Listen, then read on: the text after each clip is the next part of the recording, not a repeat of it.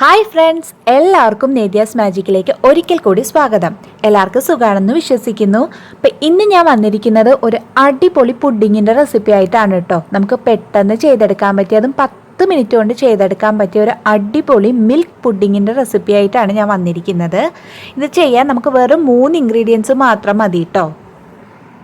അപ്പം നമുക്കിനി ഈ പുഡിങ് എങ്ങനെയാണ് ചെയ്യുന്നതെന്ന് നോക്കാം. അപ്പം ഈ ഒരു പുഡിങ് ചെയ്യാനായിട്ട് നമുക്ക് ആദ്യം ആവശ്യം പാലാണ്.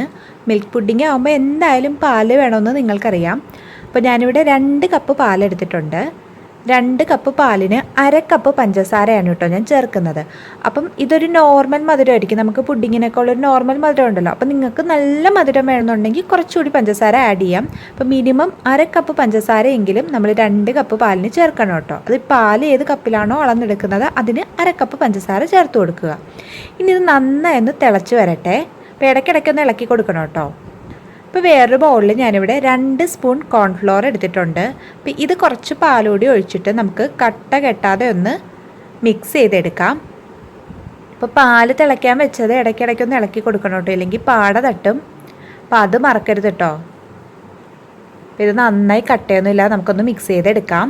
ഇനി ആ പാല് നന്നായി തിളച്ച് വരുമ്പോഴത്തേക്ക് നമുക്ക് ഈ മിശ്രിതം അതിലേക്ക് ഒഴിച്ചു കൊടുക്കാം. പാല് ഇവിടെ തിളച്ച് വരാൻ തുടങ്ങിയിട്ടുണ്ട്. അപ്പോൾ ഇതിലേക്ക് നമ്മൾ ഇപ്പോൾ മിക്സ് ചെയ്ത് വെച്ച കോൺഫ്ലോർ ചേർത്ത് കൊടുക്കാം. ഇനി ഇത് നന്നായി ഒന്ന് കുറുകി വരുന്ന പരുവമാവണം കേട്ടോ. നന്നായി ഒന്ന് കുറുകി വരട്ടെ. അപ്പോൾ ഒരു മീഡിയം ഫ്ലെയിമിൽ വെച്ചാൽ മതി കേട്ടോ. കൂടുതൽ ഫ്ലെയിം ആവരുത്. മീഡിയം ടു ലോ ഫ്ലെയിമിൽ വെച്ചിട്ട് വേണം ചെയ്യാൻ. ഇതിപ്പോൾ ചെറുതായിട്ട് കുറുകി വരാൻ തുടങ്ങിയിട്ടുണ്ട്. അപ്പോൾ ഇനി ഇതിലേക്ക് ഞാൻ കുറച്ച് വാനില എസൻസ് കൂടി ചേർത്ത് കൊടുക്കുകയാണ്. അപ്പോൾ അത് ഓപ്ഷണലാണ് കേട്ടോ. നമുക്ക് വേണമെന്നുണ്ടെങ്കിൽ മാത്രം ചേർത്താൽ മതി. ഞാനൊരു ഫ്ലേവറിന് വേണ്ടി ജസ്റ്റ് ആഡ് ചെയ്യുന്നേ ഉള്ളൂ. അപ്പോൾ അത് തികച്ചും ഓപ്ഷണലാണ്. നിങ്ങളുടെ കയ്യിലുണ്ടെങ്കിൽ മാത്രം ആഡ് ചെയ്താൽ മതി. ഇപ്പം വാനില എസൻസ് ചേർത്തില്ലെങ്കിലും നമ്മളുടെ പുഡിങ്ങിന് വേറെ പ്രശ്നങ്ങളൊന്നും വരില്ല. ഇതിപ്പോൾ നന്നായി കുറുകി വന്നിട്ടുണ്ട് കണ്ടോ. ഈ ഒരു കൺസിസ്റ്റൻസി എത്തുമ്പോൾ നമുക്ക് ഫ്ലെയിം ഓഫ് ചെയ്യാം.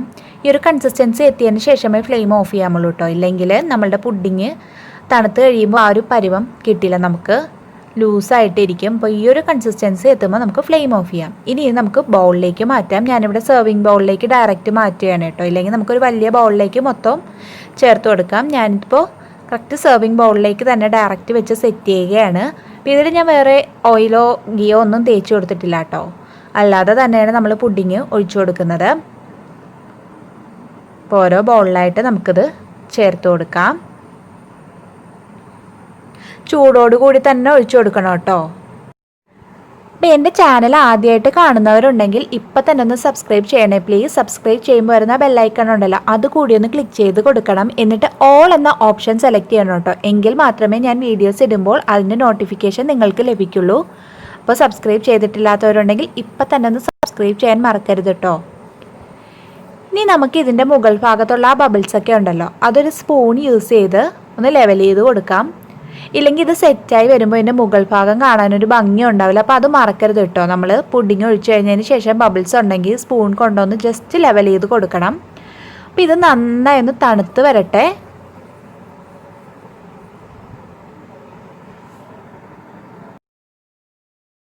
നമ്മുടെ പുഡിങ് ഇവിടെ റെഡി ആയിട്ടുണ്ട്. ഞാൻ കുറച്ച് ബദാമും കൂടി അതിൻ്റെ മുകളിൽ ക്രഷ് ചെയ്ത് വെച്ച് കൊടുത്തിട്ടുണ്ട് കേട്ടോ ഒരു ഭംഗിക്ക്. അപ്പം ഞാനിത് തണുത്തതിന് ശേഷം 1/2 മണിക്കൂർ ഫ്രിഡ്ജ് വെച്ചിട്ടുണ്ടായിരുന്നു, ജസ്റ്റ് ഒന്ന് ചില്ലായി വരാനായിട്ട്. അപ്പോൾ അത് നമ്മൾ വെച്ചില്ലെങ്കിൽ നമ്മൾ പുഡിങ് സെറ്റായി വരും. പക്ഷേ ഞാൻ ഫ്രിഡ്ജ് വെച്ച എന്തിനാണെന്ന് വെച്ചാൽ ചെറിയൊരു തണുപ്പോട് കൂടി പുഡിങ് കഴിക്കുമ്പോഴാണല്ലോ നമുക്ക് അതിൻ്റെ സ്വാദ് കിട്ടുന്നത്. അപ്പോൾ അതിന് വേണ്ടിയിട്ട് 1/2 മണിക്കൂർ വെച്ചെന്നേ ഉള്ളൂ. അപ്പോൾ ഇത് ഞാൻ ഈ ബൗളിൽ നിന്ന് എടുക്കുമ്പോൾ ഉള്ള കൺസിസ്റ്റൻസി കാണിച്ചു തരാം. ഈ ഒരു കൺസിസ്റ്റൻസിയിലാണ് കേട്ടോ നമ്മളുടെ പുഡിങ് ഇവിടെ കിട്ടിയിരിക്കുന്നത്. എല്ലാവരും ഇതൊന്ന് ട്രൈ ചെയ്ത് നോക്കണം കേട്ടോ. വളരെ എളുപ്പത്തിൽ വെറും 3 ഇൻഗ്രീഡിയൻസ് കൊണ്ട് നമുക്ക് ചെയ്യാൻ പറ്റിയൊരു പുഡിങ്ങാണ്. അപ്പോൾ കോൺഫ്ലോറിന് പകരം നമുക്ക് മൈദ വേണമെങ്കിൽ യൂസ് ചെയ്യാം കേട്ടോ. പക്ഷേ മൈദയേക്കാളും ഞാൻ പ്രിഫർ ചെയ്യുന്നത് കോൺഫ്ലോർ തന്നെയാണ്. അപ്പോൾ എല്ലാവരും ഇതൊന്ന് ട്രൈ ചെയ്ത് നോക്കുക. വീഡിയോ ഇഷ്ടമായെങ്കിൽ ലൈക്ക് ചെയ്യാനും കമൻറ്റ് ചെയ്യാനും മറക്കരുത്. അപ്പം ചാനൽ സബ്സ്ക്രൈബ് ചെയ്തിട്ടില്ലാത്തവരുണ്ടെങ്കിൽ സബ്സ്ക്രൈബ് കൂടി ചെയ്യണം കേട്ടോ. അപ്പോൾ വീണ്ടും കാണാം. താങ്ക്